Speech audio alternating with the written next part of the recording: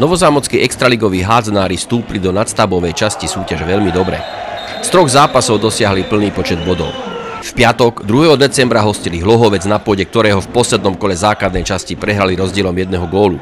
Na novozámodskej palubovke sa štát rýchlo dostal do vedenia a až do konca zápasu kontroloval dianie na palubovke. Z domácich strelcov sa darilo hlavne Mikécimu, ktorý zaťažil konto Hlohovca 9 gólmi. Výsledok 37-27 potešil nejedného novozámodského fanúšika. V stredu 7. decembra Novozámčania vycestovali na východ do Michaloviec. Aj v tomto dôležitom zápase sa nedali zahanbiť a hlavne výbornou streľbou Rábeka a Mikéciho sa podarilo zlomiť aj tohto húževnatého súpera. V Michalovciach zvíťazil štál 31-24. Tretí zápas v priebehu 10 dní odohral štát v nedeľu 11. decembra proti ďalšiemu družstvu z východu, košickému 1. MHK. Na palubovke športovej haly Milénium držali Košičania krok s domácimi iba do 9. minúty, kedy vyrovnali na 5-5. Z následnej sedmičky Rábeka, 2 Bakošových únikov a Sivákových pekných gólov viedli domáci v 19. minúte už 12-8. Aj po oddychovom čase hostí mali naviac domáci. Do konca prvého polčasu videlo skoro vypredané hľadisko ešte niekoľko gólov Strachu, Kurku a Rábeka, ktoré naozaj potešili. Prvý polčas skončil za stavu 17-10. Na začiatku druhého polčasu dostal veľmi prísnu kartu Tomáš Stráňovský, domácich to vyburcoval a nasúkali Košičanom ďalšie góly. V 39. minúte Mikéciho gólom zvýšili vedenie na 24-14. 30. gól pridal Rábek v 49. minúte, ktorým zvyšoval na 30-19. Z hľadiska sa začali ozývať nesmelé výkriky o 40-ke, čo sa aj skoro podarilo nebyť súperových pomalých rozohrávok. Na posledných 10 minút vystriedal v brane výborného Fabiana Šuba, ktorý sa tiež nedal zahanbiť, do konca stretnutia nedostal ani gól, tie však strieľali hlavne Hustý, Klajs a ten posledný na 38-22 sietil Šeben. Pán tréner, máme za sebou úspešnú trojzápasovú šnúru, ktorú sme začali minulý týždeň, 2. decembra. Víťazstvom potom potom vonku v Michalovciach a teraz proti Košiciam. Je to veľmi úspešná šnúra, ako ju hodnotíte vy? Tak ako vy, úspešná, ako sa ináč dá hodnotiť.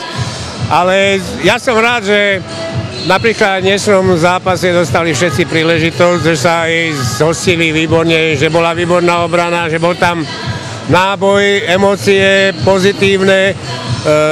Tou obranou sme ich rozleptali. Podobné to bolo aj v Michalovciach až na takú 15-minútovú pauzu, čo sme si dali také pohov, ale ináč som bol spokojný s nasadením. No a čaká nás Prešov a to Prešov je samozrejme iné sústo ako Košice, ale chceme sa pripraviť tak, aby sme tam nesklamali. V týchto 3 zápasoch sa už neopakovala tá vec, že na začiatku nám súper vždy odišiel. Ako sa vám to podarilo dosiahnuť? Jo, strašne veľa sa naučím do chlapcov, aby boli koncentrovaní už v rozcvičke, aby sme si nenechali ujsť začiatok, aby sme od prvej minúty makali. No.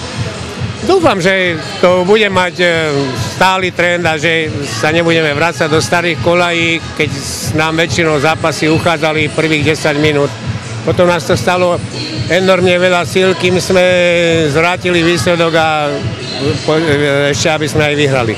Čaká nás najdôležitejší zápas tejto sezónu, myslím, tohto roku proti Prešovu. Máte niečo prichystané špeciálne na Prešov, alebo ideme tak, ako sme chodili? To nie je ako najdôležitejší, ale všetky sú dôležité, lebo či prehráte s posledným alebo s prvým, v konečnom dôsledku je to jedno. Zatiaľ nič špeciálne nechystáme. My keď budeme hrať poctivú obranu, takú ako dnes, tak ja verím, že vieme urobiť tlak na súpera, dostať ho do chýb, aby my sme profitovali z tej našej natlakovej hry, z prvej vlny, z druhej vlny. No ale samozrejme, vonku sa hrá ťažšie a Prešov je predsa len súper iného kalibru, sme na zemi, ale budeme sa zodpovedne pripravať na to, aby sme tam nesklamali. Toto skvelé divácké publikum nebude sami Prešove, ale ja verím tomu, že správne házanárske srdce bude byť a ja verím, že v tom Prešove prinesieme dobrý výsledok.